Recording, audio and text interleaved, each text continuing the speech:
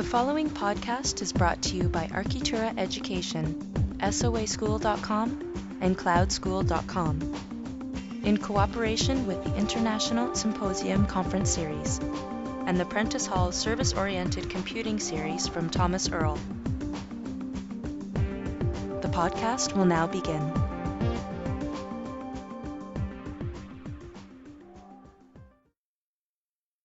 Hi everyone, for today's podcast feature we have David Uribe.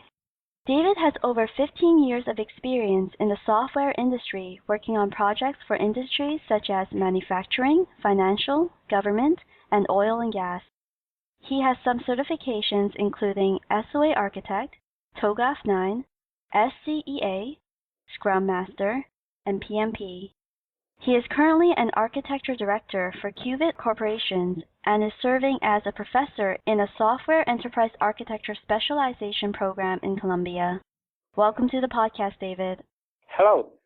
To start off the interview, can you tell us more about yourself and Qvit Corporation? Sure. As you already mentioned, I'm leading and taking decisions in terms of architecture in all technologies developed by Qvit Corporation.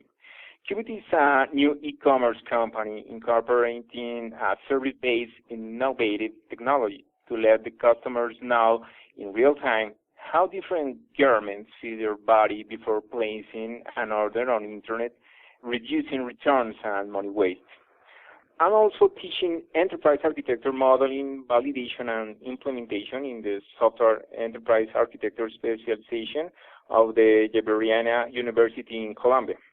All right, and in what capacity do you work with SOA, cloud computing, and service-based technologies?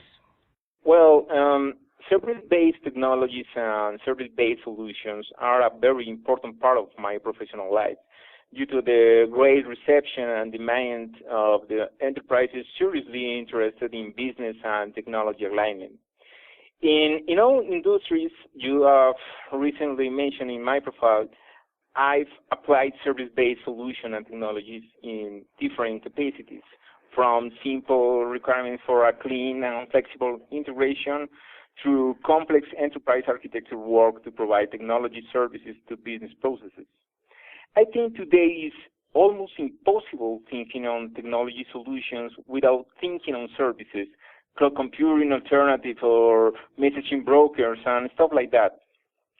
By the other hand, in the academic field, my enterprise architecture modeling and validation lessons are highly aligned to service-based solutions, principles, and technologies.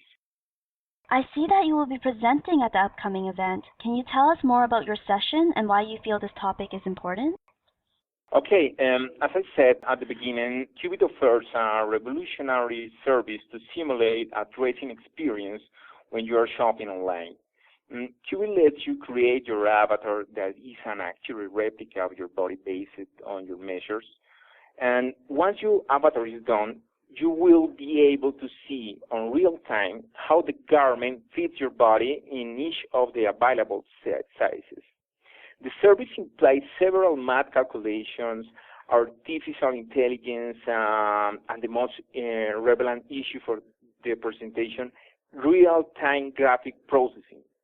When you want to combine SOA, cloud computing, and graphic processing, and you want to comply with the principles of service design published by Thomas Earl, you got to face significant challenges that probably you wouldn't face on a conventional and non-graphic service. The presentation shows this case of real-time 3D rendering whereby the SOA design patterns applied are highlighted along with the main challenges achieved in order to place the service in the cloud. In my opinion, this topic is important for two main reasons. Firstly, the service is innovative, and this kind of technology have no precedence, and I'm sure it will be interesting for everyone. Secondly, combining SOA, cloud computing, and real-time 3D graphic processing is not widely documented and could be helpful to know about this case study to take advantage of their lessons learned and similar situations. Great. And can you tell us if you have any upcoming books or publications that will be available at the symposium? Yeah, working on the university, I direct a master's degree thesis where we have designed a framework to generate academic projects for teaching enterprise architecture. This framework has guidelines of the topics that each course has to impart, what deliverables have to require, and what technologies and application has to involve.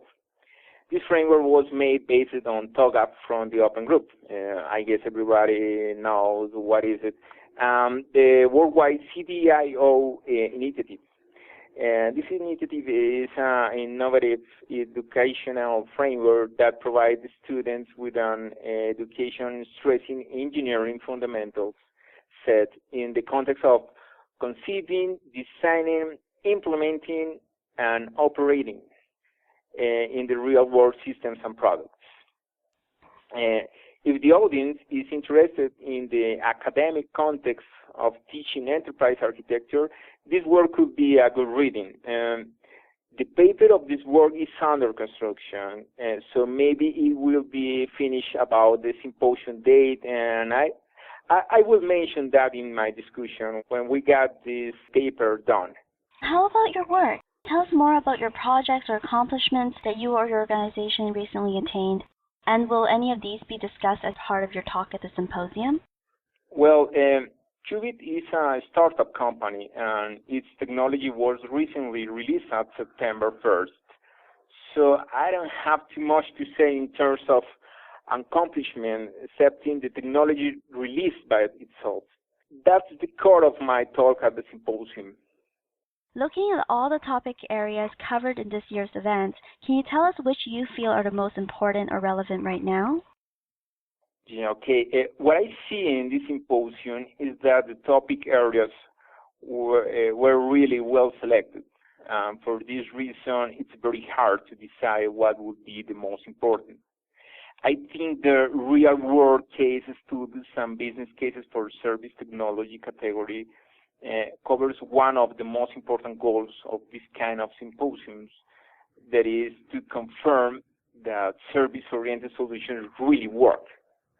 Maybe you are not totally convinced to apply SOA in your organization, and you could see a similar success case in the symposium where you will learn how to do it and what bad practices you have to avoid. Great, and well, that concludes today's podcast. Thank you for joining us. Okay, bye-bye. Thank you for having me here. Thank you for listening to this podcast. Please note that the comments and opinions expressed by individuals recorded on this podcast do not necessarily reflect the views of Architura Education. Note also that this podcast is protected by copyright.